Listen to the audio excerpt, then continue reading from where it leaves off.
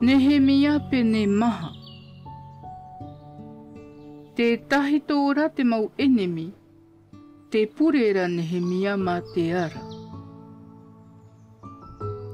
I te aera tāna parata e te patura mātou i te patu, riri aera oia. O oroa aera, e wa tahito mai rei te ati iuta. Wa prawatura oia i tāna mau tatae e te nua toa i tamaria na o atura. Te ahanua ara te rara mau ati iuta rii. Te wha ita rāni rātou.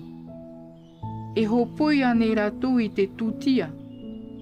E oti ane i tā rātou ohipa i te mhana ho e.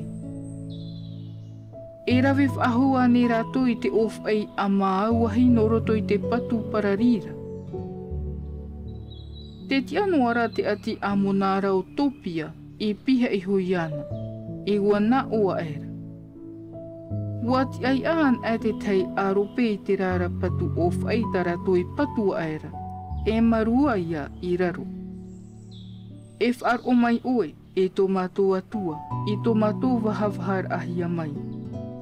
E whaho i oe i te wha ino nā rātou i ni eito rātou i hou o. E tu atu oe rātou, i a pau i te whenua i pau ai rātou. E i hae tapu e hia tō rātou ino. E i hae parai hia tā rātou harai mua ia oe. Wa whao oho i rātou i te whea patu ia riri. Wa patura mātou i taua patura. Te patu atoara, at ia ati hia mai ai i te taipaera.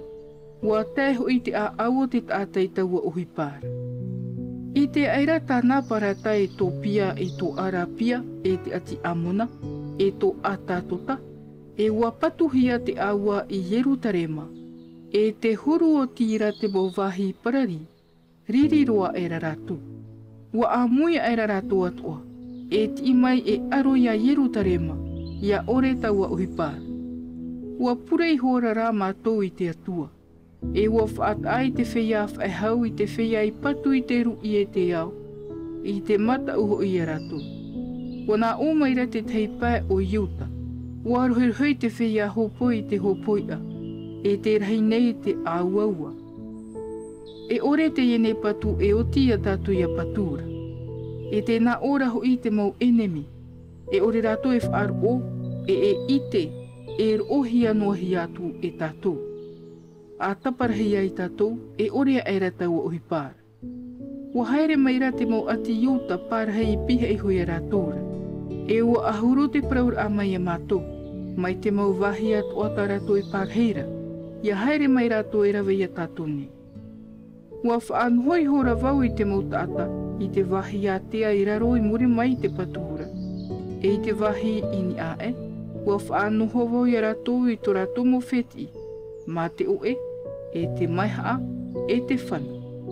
E o tia aera te reira i te hiohia, e te haamauhia e aura, wa prawatura vau i te wheiara rahi, e te mautawena, e te tātātua.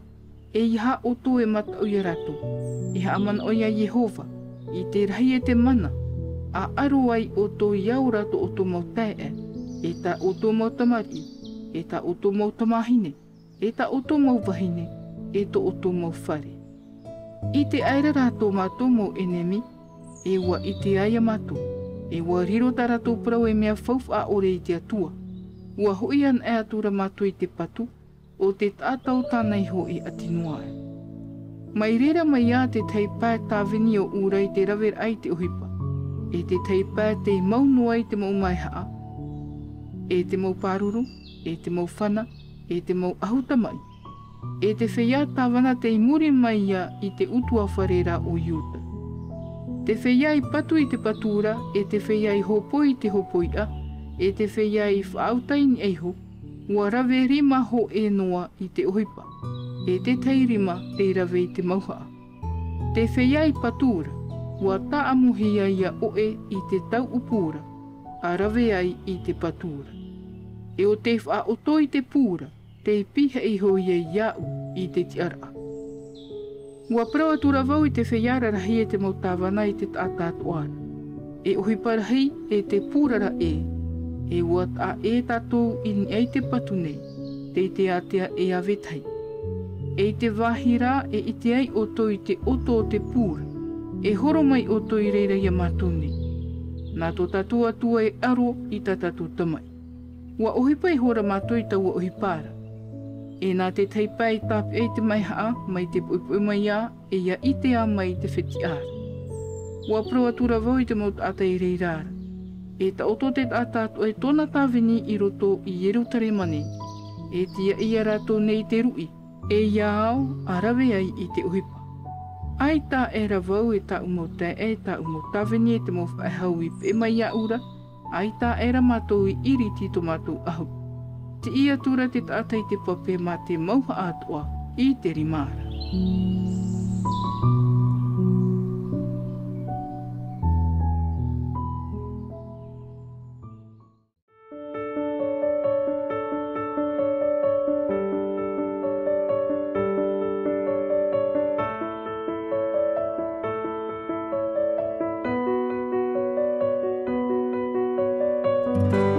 C'était votre lecture quotidienne de la Bible en langue tahitienne proposée par le Centre Média Adventiste, disponible en replay sur cma.adventiste.pf.